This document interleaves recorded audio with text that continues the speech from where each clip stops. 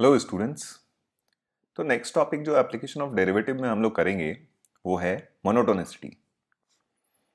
अब देखिए, किसी भी फंक्शन को एनालाइज करने के लिए हमने सबसे पहले उसकी बात की कंटिन्यूटी की कि किसी पॉइंट पे वो फंक्शन कंटिन्यूअस है या नहीं।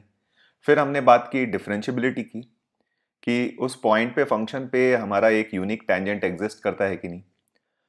फर्दर फंक्शन को एनालाइज करने के लिए हमें वो ये भी देखना पड़ता है कई बार कि किसी पॉइंट पे या किसी इंटरवल में हमारा फंक्शन क्या नेचर शो करता है, इंक्रीजिंग नेचर या डिक्रीजिंग नेचर। ठीक है, तो इस तरीके से नेचर ऑफ फंक्शन हम लोग यहां से भी डिसाइड करते हैं। इंक्रीजिंग और डिक्रीजिंग नेचर से भी हम क्या करते हैं, फंक्शन को प्रॉपरली एनालाइज करने की कोशिश करते हैं और ये एनालिसिस करने में हमारी हेल्प करता है मोनोटोनिसिटी। ठीक है, तो अगर हम बात करें कि what exactly we do in monotonicity और किस तरीके से हमें मोनोटोनिसिटी हेल्प करता है फंक्शन को एनालाइज करने में, तो basically it helps in analysing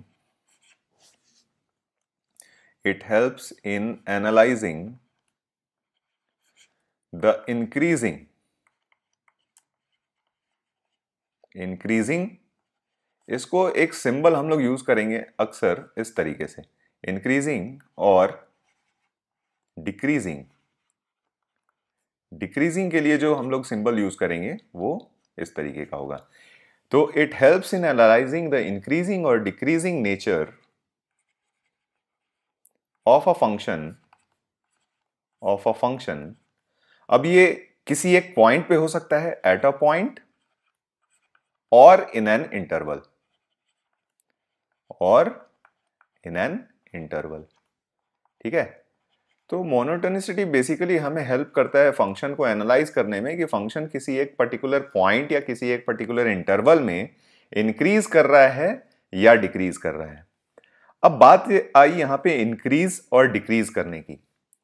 तो अब हम ये कैसे असर्टेन करेंगे कि किसी पॉइंट पे या किसी इंटरवल में हमारा फंक्शन इंक्रीज कर रहा है या डिक्रीज कर रहा है। तो अगर अब इंक्रीज करने की भी बात करते हैं तो हम लोग बेसिकली दो तरीके से इंक्रीजिंग नेचर को भी डिफाइन करते हैं। सबसे पहला तो तरीका होता है इंक्रीजिंग। ठीक है, इंक्रीजिंग फंक्शन। और दूसरा तरीका होता है इसको एनालाइज करने का, स्ट्रिक्टली इंक्रीजिंग फंक्शन। दोनों में डिफरेंस क्या है ये अभी आपको समझ में आ जाएगा कि इंक्रीजिंग कब कहते हैं और स्ट्रिक्टली इंक्रीजिंग कब कहते हैं।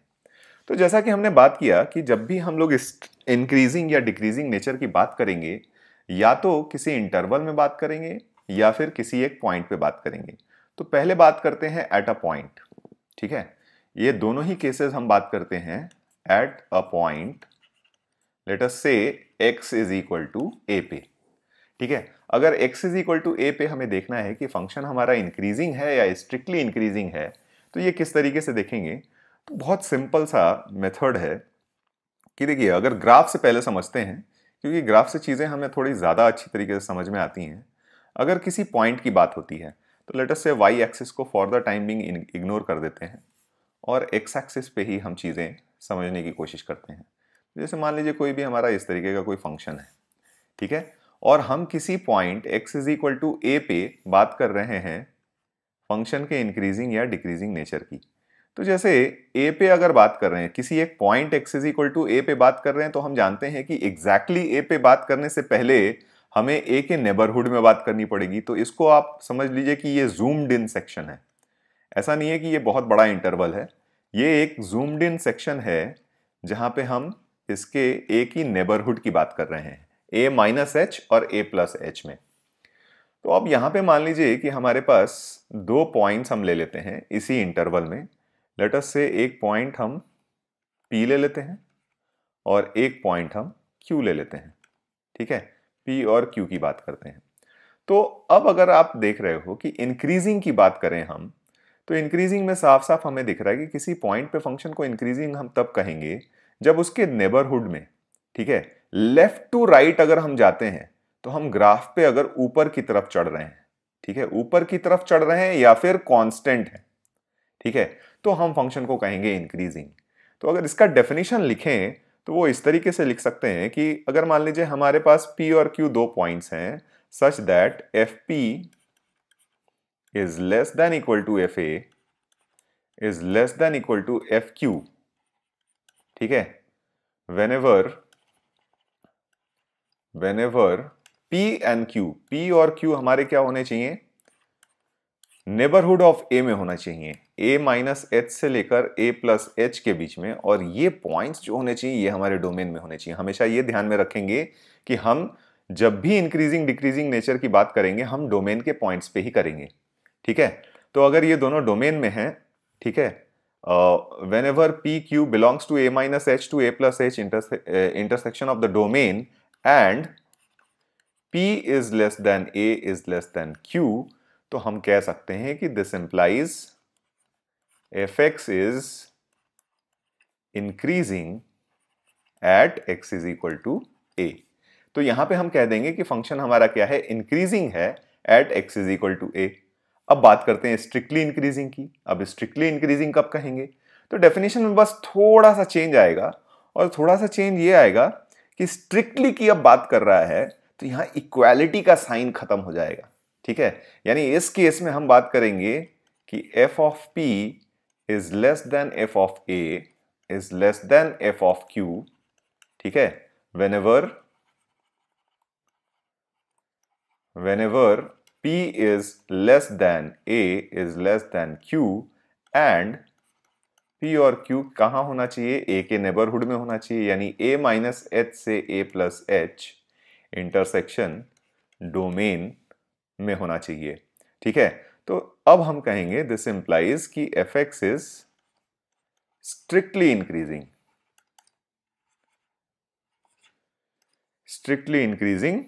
Eight x is equal to a, ठीक है। दोनों में डिफरेंस समझ में आया। यहां पे इक्वालिटी हो सकती है, यानी कहने का मतलब कि FP, FA और FQ ये तीनों ही वैल्यू इक्वल हो सकती है, या इनमें से कोई दो वैल्यू इक्वल हो सकती है, या इनमें से कोई दो वैल्यू इक्वल हो सकती है। इक्वालिटी एग्जिस्ट कर सकती है, लेकिन स्ट्रिक्टली इंक्रीजिंग की अगर बात करें तो यहां पे इक्वालिटी नहीं होती है, ठीक है। तो ये हमारा हो गया इंक्रीजिंग या फिर strictly increasing eight a point.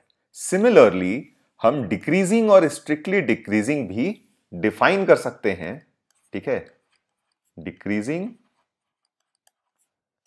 Function या फिर स्ट्रिक्टली डिक्रीजिंग फंक्शन, ठीक है,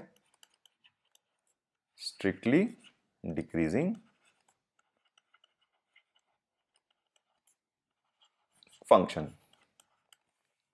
डिक्रीजिंग फंक्शन या फिर strictly decreasing function.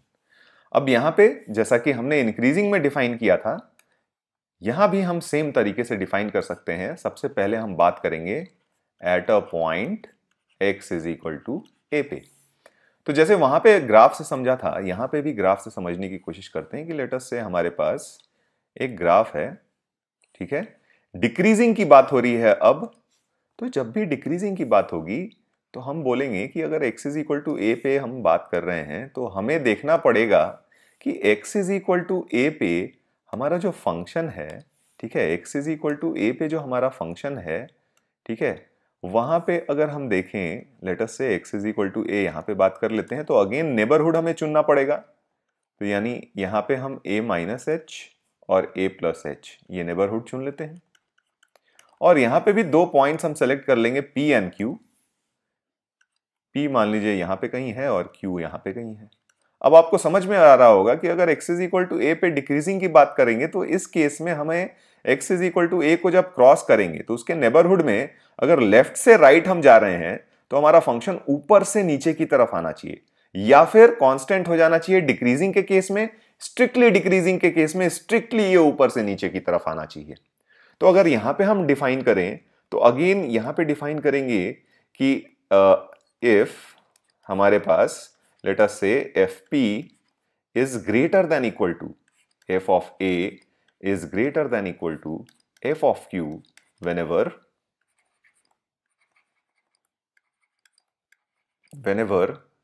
p is less than a is less than q and P और Q आपके A के नेबरहुड में होना चाहिए, A माइनस एच से लेकर A plus h intersection of domain, then Fx is decreasing at x is equal to a.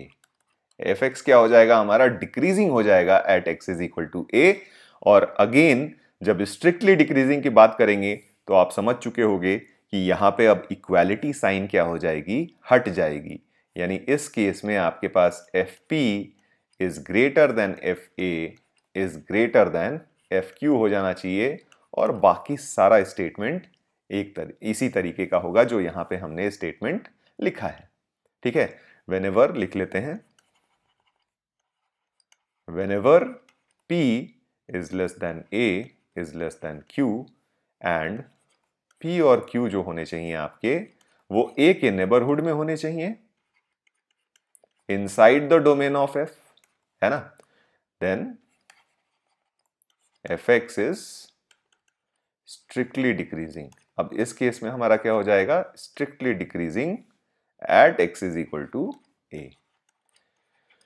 तो decreasing और स्ट्रिक्टली डिक्रीजिंग में बस डिफरेंस ये हो गया कि डिक्रीजिंग में हमारे पास इक्वालिटी के ऑप्शंस रहते हैं और स्ट्रिक्टली डिक्रीजिंग में इक्वालिटी का ऑप्शन नहीं रहता है।